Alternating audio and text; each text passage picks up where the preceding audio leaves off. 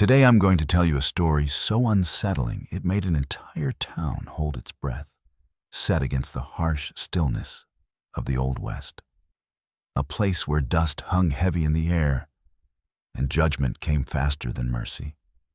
This was a land where one wrong step could decide whether you lived free or died condemned. It all began with a single moment at dawn, a barefoot woman running through the streets small enough to be ignored, yet powerful enough to shatter every lie built around her. Before we kick off this adventure, don't forget to hit like on the video and let us know in the comments where you're watching from. At first light, the people of Dodge City watched the judge's young wife tear down the street barefoot, and the town seemed to stop breathing. Anna Cole had never been known to run. She usually moved with the careful pace of someone used to asking permission before every step. But that morning, her nightgown was ripped her hair loose and tangled her breath, ragged. Fear sat on her face, the way dust clings to a trail horse after a hard ride. She cut across Front Street, nearly fell, then broke into a desperate sprint toward the tall summer grass rolling out in the direction of the Wilder Ranch. A woman only runs like that when she's fleeing something she knows she cannot fight.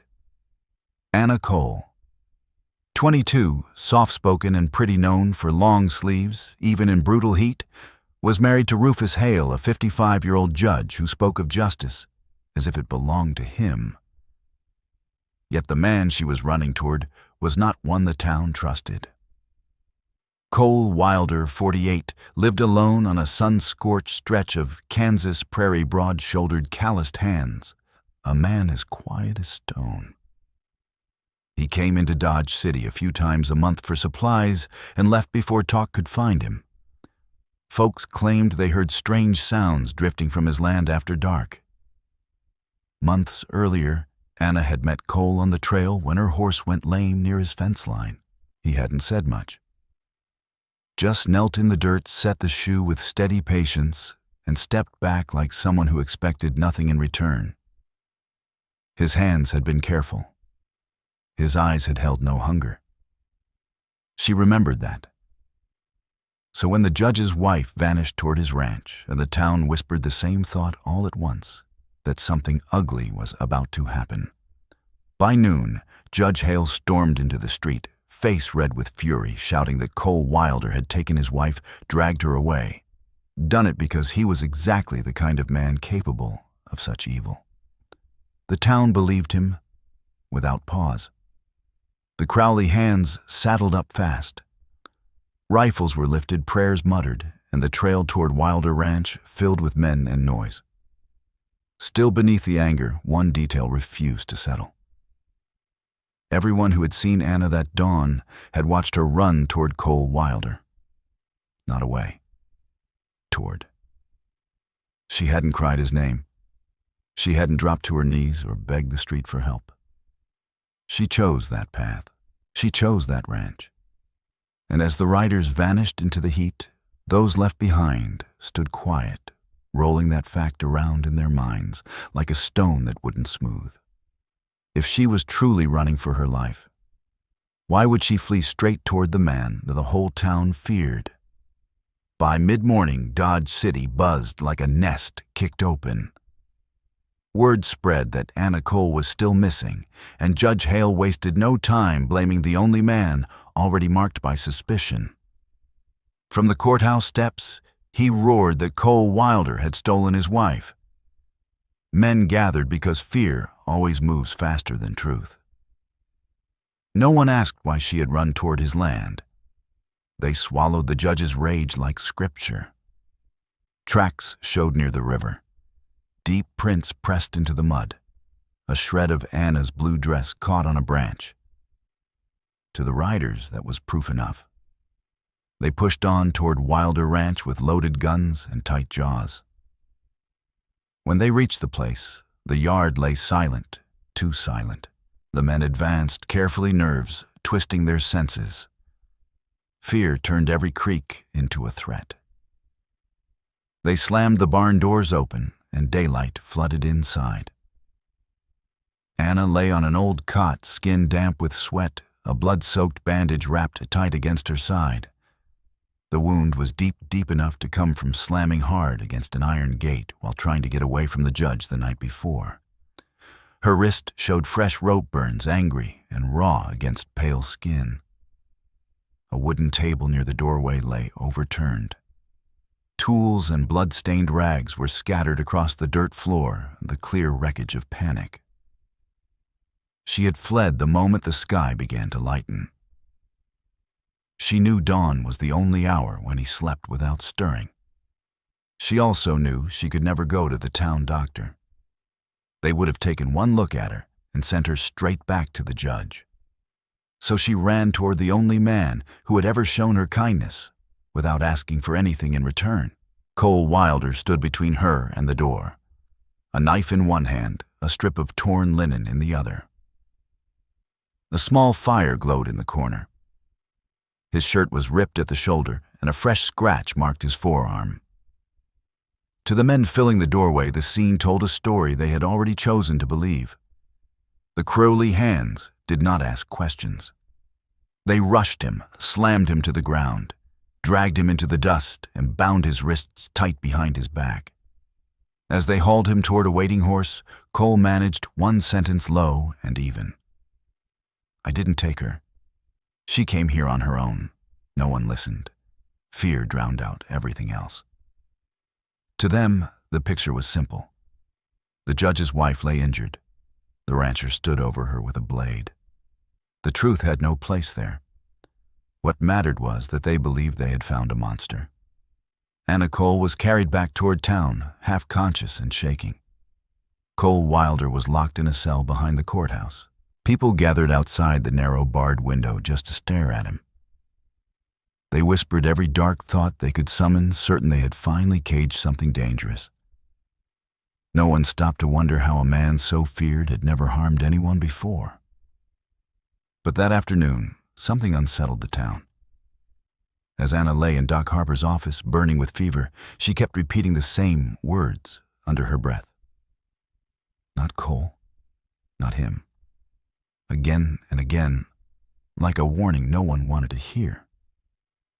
If they had listened more closely, they might have caught the part that should have chilled them. She kept whispering that the man they should fear was still free, still near. So who was she talking about? Anna woke near sunset, and the room shifted the instant her eyes opened. She flinched violently, and Doc Harper set his tools aside, stepping between her and the others. Rufus Hale told everyone she was confused, shaken, not fit to speak, but her eyes told a different story. They spoke of fear, of memory, of pain that had not begun the night before. The doctor, an old man who had delivered half the county, noticed the marks right away. Bruises along her ribs, old bruises beneath newer ones. Wrist marks shaped not by cloth, but by rope worn thin with time. Fading yellow shadows on her upper arms pressed like fingers. He had seen those signs before. They did not come from a rancher cleaning a wound. They came from a husband who demanded control. That evening, he stepped onto the boardwalk and spoke quietly to two people. The town still trusted Reverend Knox and Sam Turner. He told them exactly what he had seen on Anna's skin. Old bruises layered with new ones. The kind no single night could explain. The kind that come from a house that isn't safe, even when it looks respectable from the street. May Crowley, the old widow who lived across from the judge's place, quietly added her own weight to the doubt growing in town. She told Reverend Knox she had heard shouting from that white porch more than once. She had seen Anna Cole on her knees in the yard before one hand pressed to her side like something inside her had split open. No one had listened then. They were listening now. Anna tried to push herself upright, and the first words she spoke were soft but cutting. Not Cole, not him. She repeated it again and again until Doc Harper finally leaned close and asked who she meant. Her answer hit him so hard his glasses slipped from his fingers. She whispered the judge's name, not with panic, but with the tired calm of someone who had carried the truth too long. The doctor's eyes dropped to her wrist, where the rope burns still glowed red and swollen. "These marks?" he asked gently. Her voice barely carried. The fever surged. I tied myself to a post outside his barn so I wouldn't wander off into the prairie and die. He cut me loose and carried me inside. When the fever took hold, I thrashed and knocked the table over. I scratched his arm. He saved me. Anna said again, tears filling her eyes. "And they'll hang him for it. They accused him of unspeakable things because they needed a villain big enough to hold their fear. Some swore they could see it clearly, Anna, thrown over a rough table in his barn. Rope burns on her wrists, his hands pinning her down while she fought. The scratch on his arm, they said, proved she had tried to escape. Truth never stood a chance against a good rumor. In the cell behind the courthouse, Cole Wilder sat quietly, eyes fixed on the dirt, like a man who knew no one believed him. And the more Anna pleaded for them to listen, the more her words were brushed aside as the ravings of a frightened woman. But she wasn't rambling. She was warning them. The man she feared most was still free. Still close. By the time the sun rose over Dodge City the next morning, the Dry Creek folk were already gathering in the square for what they called a hearing. It was nothing but a spectacle, fear, and gossip dressed up as justice, with Cole Wilder tied to a post at the center like a prize. Still here and there, a few men shifted uneasily.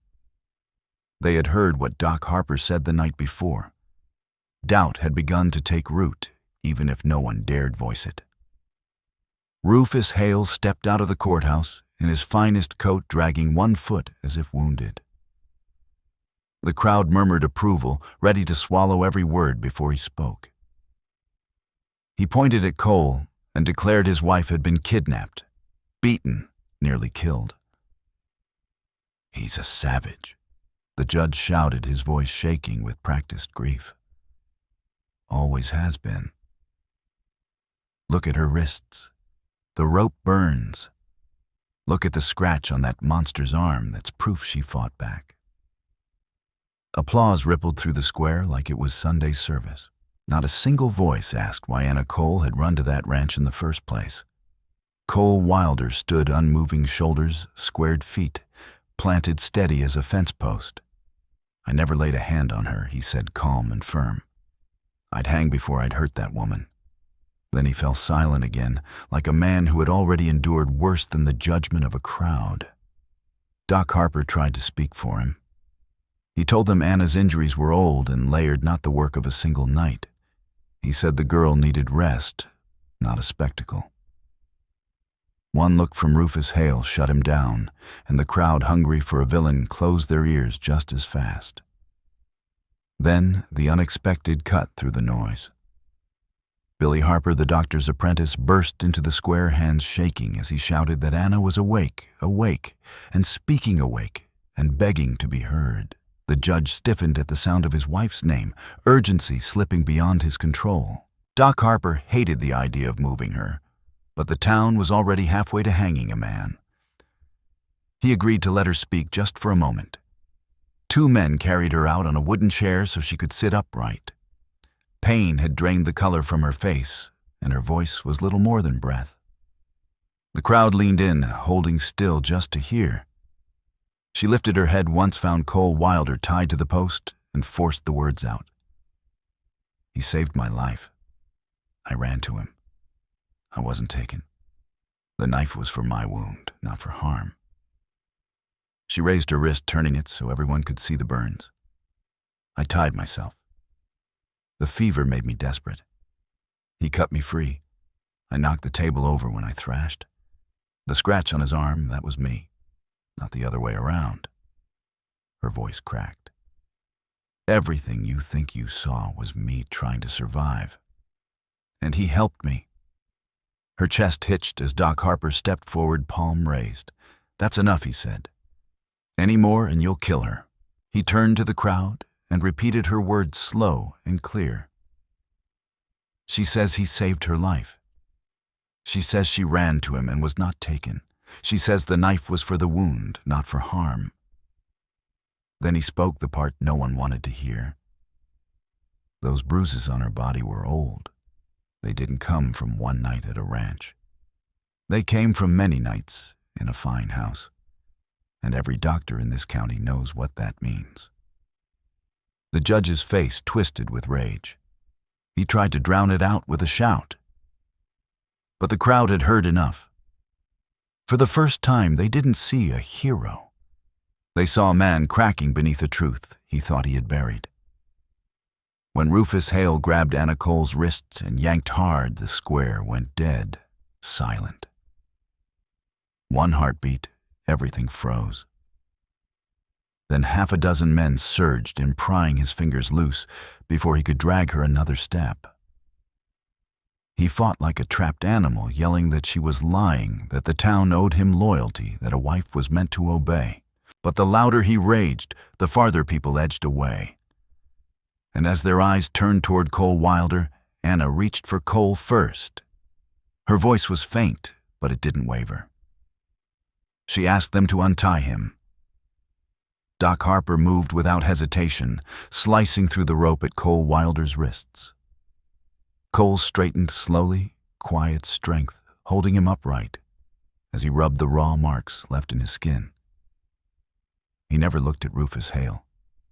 His eyes stayed on her. "You should have rested longer," he said. The town heard the words and saw something in the way he looked at her. Something unguarded. Something rare.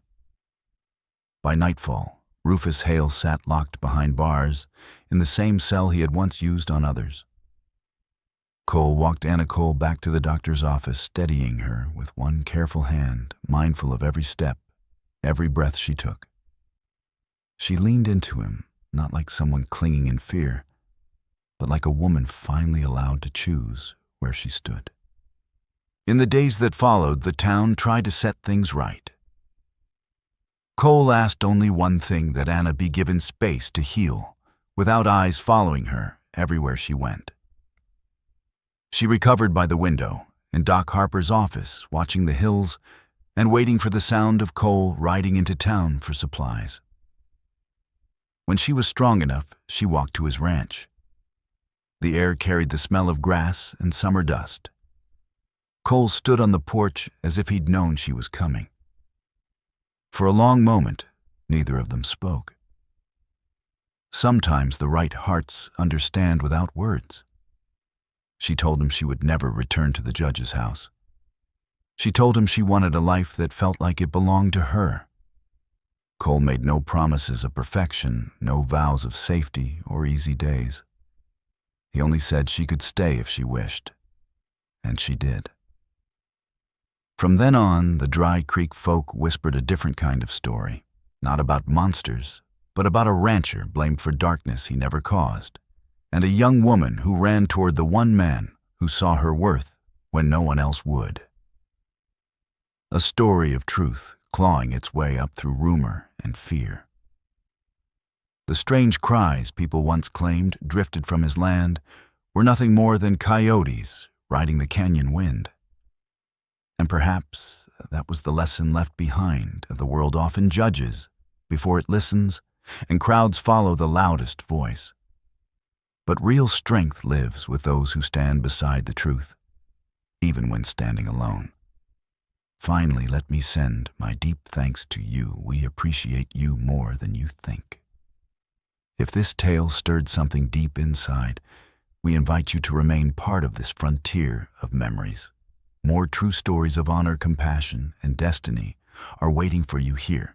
Subscribe, share, comment, and thank you for riding with us today. Aviso legal barra disclaimer. Our content is designed for artistic and entertainment purposes and may reinterpret historical themes using fictional touches. We apply AI tools thoughtfully, only to support production while keeping human supervision over editing, emotional tone, and narrative coherence.